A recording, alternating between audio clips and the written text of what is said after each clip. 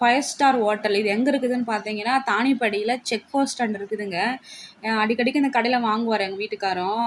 அங்கே வந்து கம்மியாக இருக்கும், ரூ. 5 கம்மி ரேட்டு, நல்லாயிருக்கும். நாங்கள் கொஞ்சம் காரம் சாப்பிடுவோம், கொஞ்சம் காரசாரமாக இருக்கும், நல்லாயிருக்கும்னு சொல்லிட்டு வாங்கிட்டு வருவார்.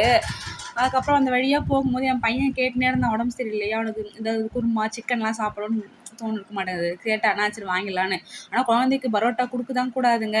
அவன் ஆசைப்பட்டு கேட்டானேன்னு சொல்லிட்டு, ஆனால் சாப்பிட மாட்டார். அவன் தான் கொஞ்சம் தான் சாப்பிடுவான். அதுக்கப்புறம் நான் இட்லி தான் ஊட்டுட்டோம். அவன் கேட்டாரேன்னு சொல்லிட்டு தான் வந்து வாங்கினோம். அதில் வந்து பார்த்திங்கன்னா தக்காளி, வெங்காயம், கருவேப்பிலை, அதுக்கப்புறம் சால்ட்டு போட்டு எண்ணெய் ஊற்றி நல்லா மசால் போட்டு நல்லா வதக்குறாங்க. ஃபஸ்ட்டு நல்லா வெங்காயத்தை நல்லா வதக்கிட்டு இந்த பக்கம் அந்த பக்கம் திருப்பி போட்டு நல்லா வதக்குறாங்க.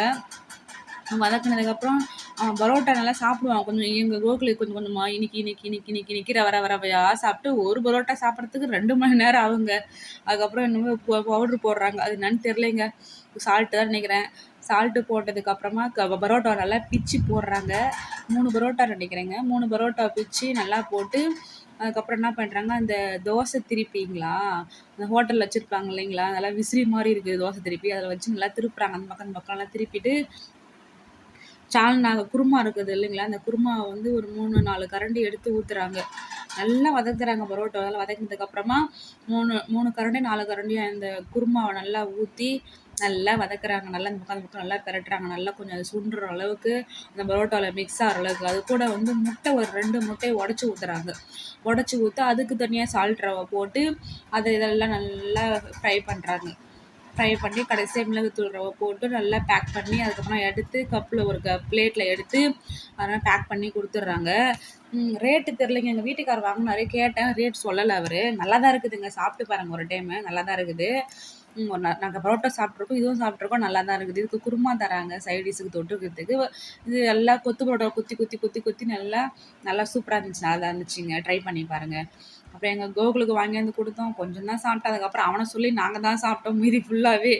நாங்கள் சாப்பிட்டுட்டு அவனுக்கு கோகுலுக்கு வந்து இட்லி தாங்க வாங்கினோம். இட்லி வாங்கி ஒரு 2 இட்லி வாங்கி சாம்பாரில் லைட்டாக பட்டும் படாமல் தொட்டு ஊட்டினாங்க. அதுக்கப்புறம் அவன் சாப்பிட்டாங்க. இந்த குருமா மட்டும் லைட்டாக ரவை வாயில் வச்சு நக்கி சாப்பிட்டாங்க. அவனுக்கு ரொம்ப குருமானா ரொம்ப பிடிக்குங்க. அவனுக்கு இந்த மசாலா ஐட்டெல்லாம் ரொம்ப பிடிக்கும். ஆனால் அது ரவை தான் சாப்பிட்டா, நான் இட்லி தான் ஊட்டினாங்க பரோட்டாவை இது ஒரு டைம் ட்ரை பண்ணி பாருங்க. அந்த கடையில் நல்லா தான் இருந்துச்சு, சூப்பராக இருந்துச்சு. நாங்கள் சாப்பிட்டு நல்லா இருந்துச்சு, எங்கள் வீட்டுக்காரங்க நல்லா இருந்துச்சு. கொஞ்சம் காரமாக ஸ்பைஸியாக இருந்துச்சுங்க. பரோட்டாலாம் சாப்பிட்டா உடம்புக்கு கேடு, உண்மைதாங்க கேடு தான். நம்ம வந்து டெய்லியும் சாப்பிட போகிறது இல்லைங்க. என்னைக்கு நான் ஒரு மாதத்தில் என்னைக்கு நான் ஒரு நாள், ஒரு மாதத்துக்கு 1 டைம் 2 டைம் அவ்வளோதான் மிஞ்சி போனேன். அதுக்கப்புறம்லாம் வாங்க மாட்டாங்க அவ்வளோலாம். அதுக்கு உடம்புக்கு கேடு தாங்க, நல்லாவே தெரியுது. எதுக்கோ எனக்கு நான் ஒரு டைம் தான் வாங்கி சாப்பிடுவாங்க, அதனால் ஒன்றும் தப்பு இல்லை இல்லைங்களா, அதெல்லாம் ஒன்றும் இல்லைங்க. நீங்களும் இந்த மாதிரி ஏற்கனவே ஒரு நாள் வாங்கி சாப்பிடுவோம் தானேங்க, அதெல்லாம் ஒன்றும் தப்பு இல்லைல்ல. அதனால் நீங்களும் ஒரு நாள் என்ன வாங்கி சாப்பிடுவோம்ல, அதனால் ஒன்றும் இல்லைங்க.